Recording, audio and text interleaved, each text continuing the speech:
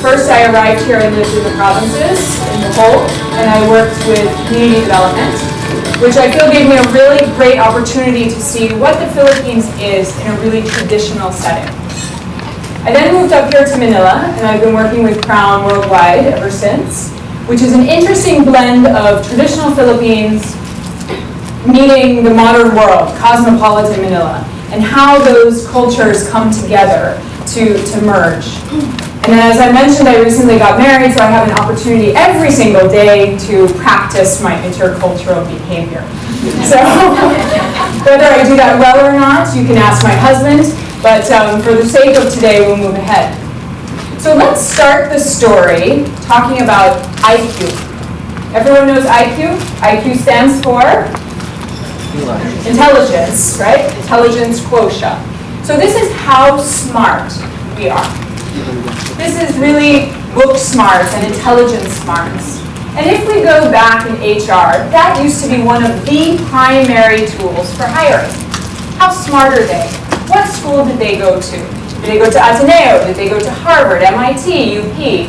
How smart were they?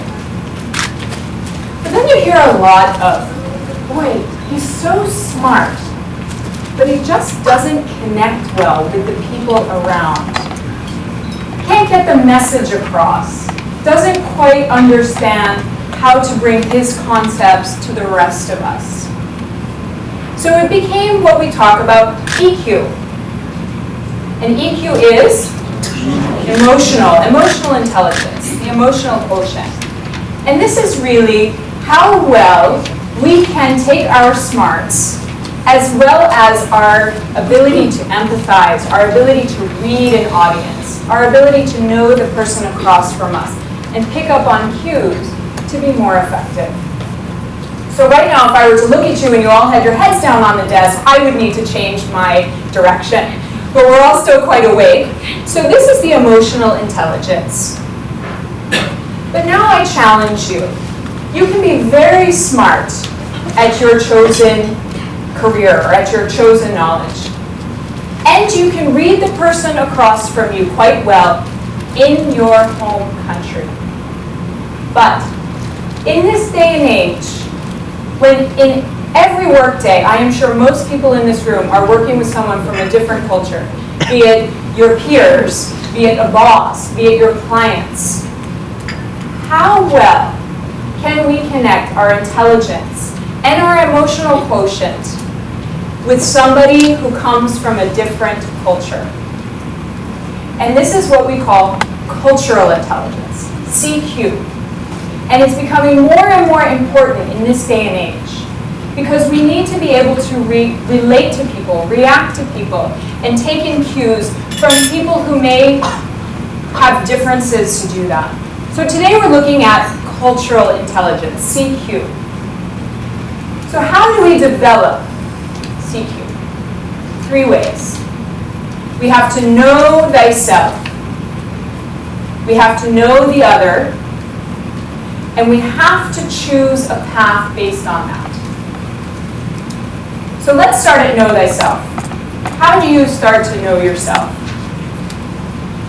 You could go to trainings, do some reading. If you'd like to read up on some academics in this space, Hofstede is a great academic in this space, and Trompenaar. These are my 2 favorites. Or you can go to a training and have it walked through for you. And what they do is they look at culture across a number of dimensions.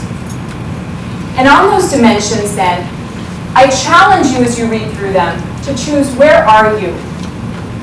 Where are you in those dimensions?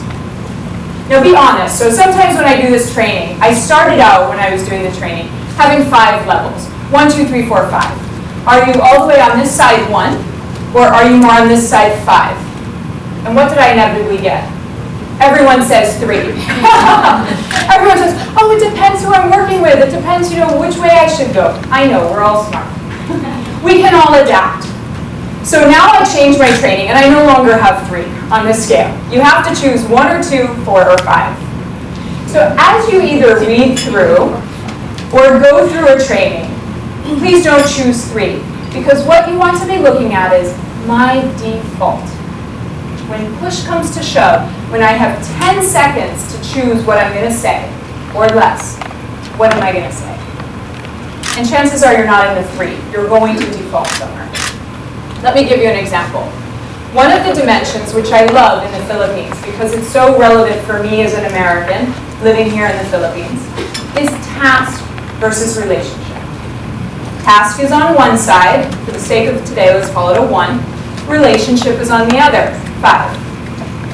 If I'm more task-orientated, I'm going to put the task ahead of the relationship. Does this mean I don't like people? No. Actually, I'm an extrovert. I love people. But it does mean that I focus on a task. If I'm on the 5 over here, I'll be relationship-focused. When push comes to shove, I will over-prioritize the relationship from the task. Now let me give you a story on this. When Charlie and I, that's my husband, moved into our apartment together, we renovated our master bedroom. And I had this grand vision for closets. Okay. Women, you know, there's a grand vision for closets. You know you want it a certain way. So, here we were going to do our closets. And I said, let's find a designer to help us do this. He said, great, I have a friend who does that. Filipinos, right? Everyone's always got a friend who does things, right? Now, if you're a Westerner in the room, you might have grown up learning never do business with friends. Am I right? Okay. I'm going to loop into where this comes to. Now, we go through the process of these closets. As happens here in the Philippines, the timeline gets a bit extended. I start to get less patient.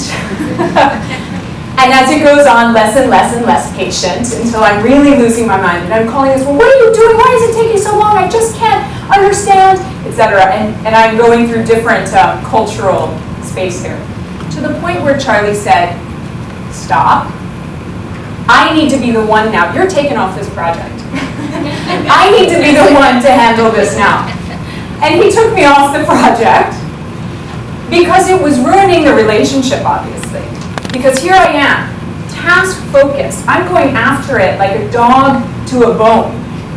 Closets, closets, closets. Buy the state, buy the state, buy the state. And he's saying, relax, we're friends. We need to make this happen and manage it in a different way. Fast forward, we have the closets. They're done. Was it the timeline I wanted? No. But it got done. And the relationship is still intact. But what this showed to me after how many years in country was how my task orientation actually played into daily life.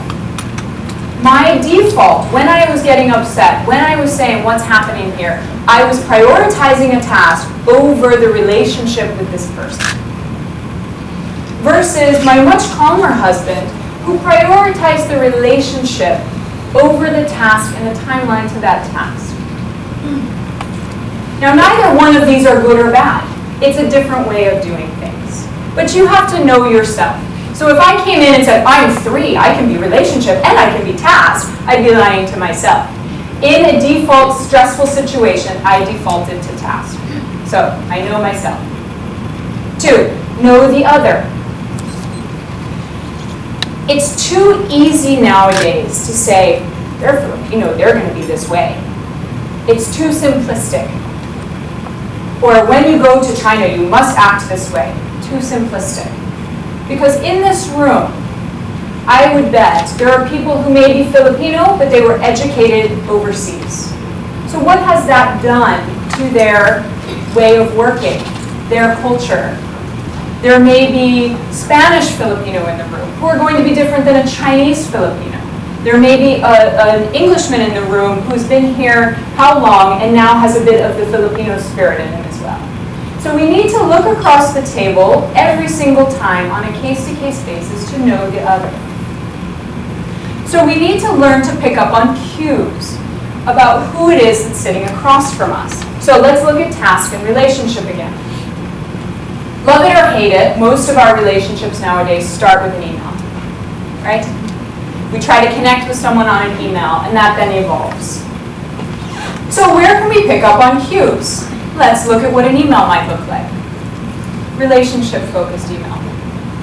Dear Sarah, I hope you're well, question mark. How was your weekend in Puerto Vallarta, question mark. We have now 100 people in our facility, and we're finding a challenge in X, Y, and Z, and this is what we're looking to do in the next 10 years. At the bottom it might say, could you please engage with us on an analysis, on a study of how we're going to move this forward? Look forward to hearing from you. Let's put that against task. Dear Sarah, I hope this email finds you well, period. I need an analysis done on my HR for these reasons. Bullet, bullet, bullet, bullet. I look forward to hearing from you by today at 5, really short timeline. Sincerely, Camilla. This would be task. How can we see that? A relationship person, question marks, is looking to build a relationship. Tell me about your time in Puerto Galera. What's happening with the scuba diving? Task person is just saying, listen, I hope you're okay, period, let's move on, right? Move along. Then we have, with a relationship, oftentimes we're setting context. So we'll be talking about what is the story behind what we need to accomplish. And that's why you have up front the story about what they're trying to do with the analysis. And then the zinger at the end. Whereas the task person is saying, here's what I need. This is my task to this email to you. If you want to read these bullets, great. I've made them really easy for you to understand. Here it is. Choose your poison. Which way are you going to act now? So you know yourself, your task. Now you might see the person across from you as relationship. But how do you want to act in this situation? How will you respond to that email? So you could respond and say, when in Rome, do as the Romans. You know this phrase? Challenge with cultural relativism, though, is that no matter where you go, you're going to change your stripes. And sometimes when you change your stripes, it's no longer genuine.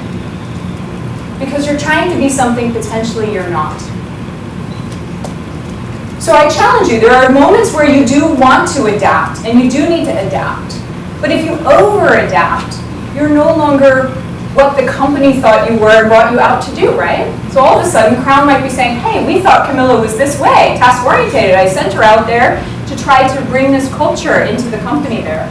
Now she's totally switched. Who is she? She's like night and day, Jekyll and Hyde. Take her out. So you need to be cautious. The second way I could do it is come in and say, I'm an American, I'm task-orientated, I'm going to do it this way. Cultural imperialism, you could call it, where I'm going to do it my way. Everyone just adapt to me. We all know these people, right? Yes. The struggle with this is you may not then be able to be as effective. Your CQ is not there. That is operating without cultural intelligence. The CQ is not there. Imagine somebody's trying to engage, build a relationship with me, and I write back and say, noted.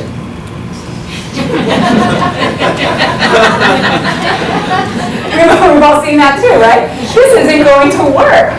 This person now is shut down. They're not going to try to engage with me. I can't be effective in this relationship. So we also have to caution.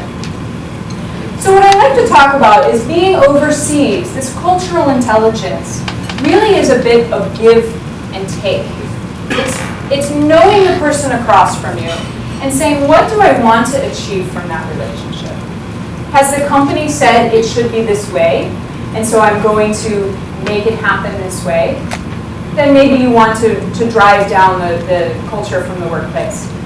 Or can you adapt it a bit and say, this is what I need to do, let me try to find another way to get there. And that's when we start using our cultural intelligence. The other piece I'd like to put this against is communication.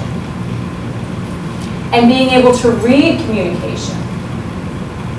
So sometimes when we communicate within context. So this is to say, it's, as I mentioned earlier, relationship-based.